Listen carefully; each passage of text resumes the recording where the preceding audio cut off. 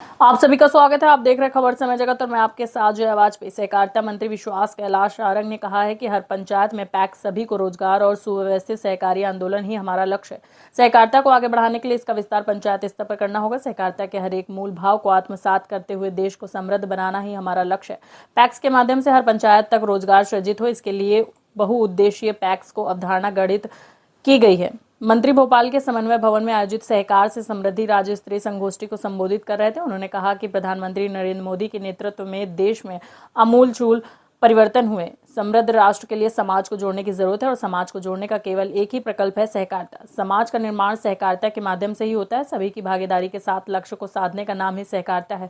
परिवार सहकारिता का एक उत्कृष्ट उदाहरण है। रोजमर्रा की जिंदगी में भी सहकारिता के बिना कुछ नहीं हो सकता। सभी की भागीदारी महत्वपूर्ण होती है। आपको बता दें कि कार्यक्रम में अपर मुख्य सचिव अशोक वर्णवाल ने कहा कि संभावनाएं अनंत है, तलाशने की जरूरत है। पैक्स को बिजनेस बढ़ाने और हितग्राहियों को लाभ पहुंचाने की दिशा में काम करना होगा।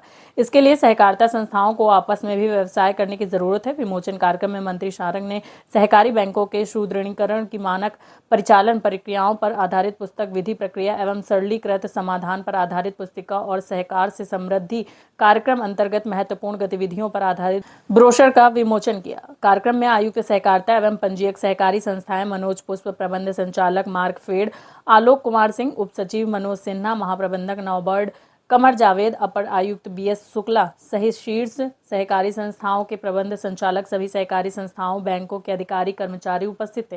वहीं कार्यक्रम का संचालन अरविंद बोध ने किया और प्रबंध संचालक एपेक्स बैंक मनोज गुप्ता ने आभार माना। समिति प्रबंधक वो युवा, असली तो उन युवाओं को ही आज प्रेरित करना है।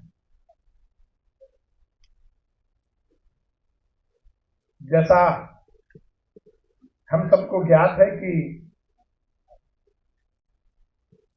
हमारे देश के यशस्वी प्रधानमंत्री नरेंद्र मोदी जी ने जब से वो प्रधानमंत्री बने, उनका ये तीसरा कार्यकाल है,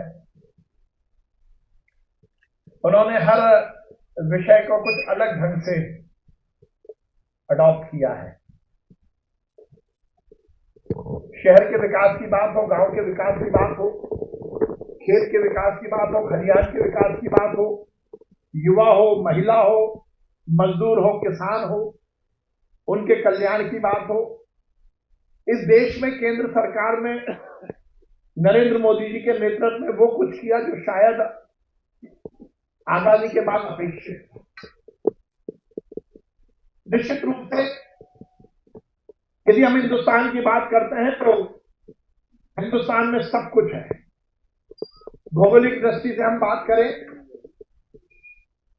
हम क्लाइमेट, हम ऋतुओं की बात करें, हम इंटेलेक्चुअल जो हमारा ब्रेन है उसकी बात करें,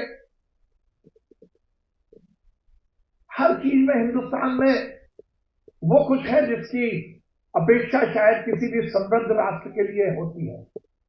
पर यह बात भी सही है कि 75 साल की आजादी के बाद हम वो कुछ नहीं पा पाए जिसकी अपेक्षा थी।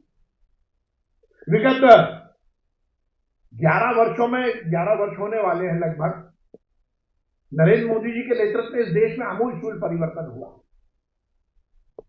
और यह बात भी सही है कि यदि किसी देश को बड़ा देश बनना है, समृद्धशाली राष्ट्र बनना है, तो वहां पर केवल सरकार के भरोसे काम नहीं चल पाएगा। कहीं ना कहीं समाज की सहभागिता बहुत जरूरी है।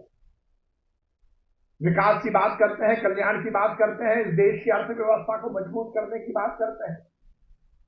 केवल साउथ ब्लॉक और नॉर्थ ब्लॉक में बैठकर चंद मंत्री और चंद आईएएस ऑफिसर कोई पॉलिसी बना दें और वो काम कर जाएगी, ऐसा नहीं है।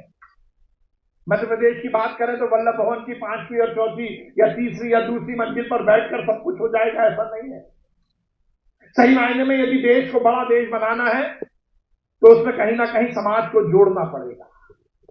बिना समाज को जोड़े हुए हम सही रूप में शासन को स्थापित नहीं कर सकते। आप देख रहे थे भोपाल से आदित्य सराठे की रिपोर्ट। इस तरह की खबरों को देखने के लिए सब्सक्राइब करें खबर समय जगत।